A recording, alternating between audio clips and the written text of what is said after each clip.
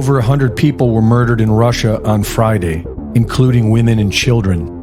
11 terrorists were captured by Russian authorities as they attempted to cross the border into Ukraine. They are being interrogated, and all roads lead to the U.S. State Department, who have been directing Ukrainian forces since their 2014 coup. The attack occurred on March 22nd, or 322. 322 is the mysterious number used by Yale's infamous Skull and Bones Society. The official story is that 322 symbolizes the year 322 BC, to memorialize the event seen as the turning point which transformed Athens from a democracy to a plutocracy. A plutocracy is a society that is ruled by no other political philosophy other than the financial elite being in control of the people's destiny.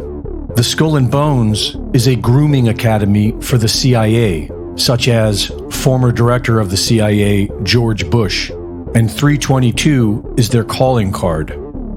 During the Tucker Carlson interview, President Putin was clearly speaking to the CIA.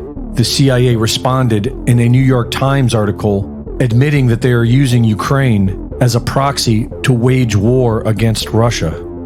Weeks before the attack, Victoria Nuland repeatedly boasted that Putin was in for a nasty surprise. Mr. Putin's going to get some nice surprises on the battlefield, and that Ukraine will make some very strong success this year. This supplemental funding will ensure Putin faces some nasty surprises on the battlefield this year. On March 7th, the U.S. Embassy issued a warning about the threat of terrorist attacks in Moscow, specifying concerts. The British Embassy in Moscow mirrored this warning. Days before the attack, Barack Obama paid an unexpected visit to the British Prime Minister at 10 Downing Street. President Obama, are you worried that Putin will rule forever?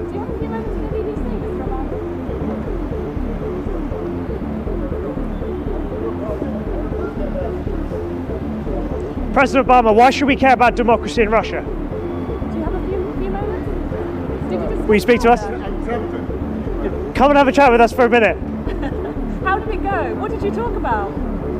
Within hours of the attack, and without any evidence, the U.S. government blames the attack on the Islamic State and says that Ukraine is not involved. The very next day, while Russians were grieving, CIA mouthpiece The Washington Post gloated how the U.S. had prior knowledge of the attack and people still died. It has been noted that the terrorists were either professional assassins or trained by Western forces, for they were demonstrating NATO training methods, such as shooting in small bursts, trigger control, and proper mag reloads. For anyone with eyes to see, this is the modus operandi of the West. Al-Qaeda was famously created by Western intelligence agencies to fight the Russians in Afghanistan, and has been cultivated by the U.S. government and used as a catalyst for illegal wars and tyrannical laws against U.S. citizens. Ukraine's spy chief said 3 months ago, expect more attacks deep inside of Russia. I'm very glad to see this. Yeah. That's my reaction. That's your reaction. You're happy to see it. Yeah. Do you think there'll be more? I think so. Inside Russia? Deep inside Russia? Deeper and deeper. Dmitry Medvedev said that everyone is asking him what to do. He answered that those who were caught need to be killed, but it's much more important to kill everyone involved, everyone who paid, who sympathized, and who helped. Kill them all. Reporting for InfoWars, this is Greg Reese.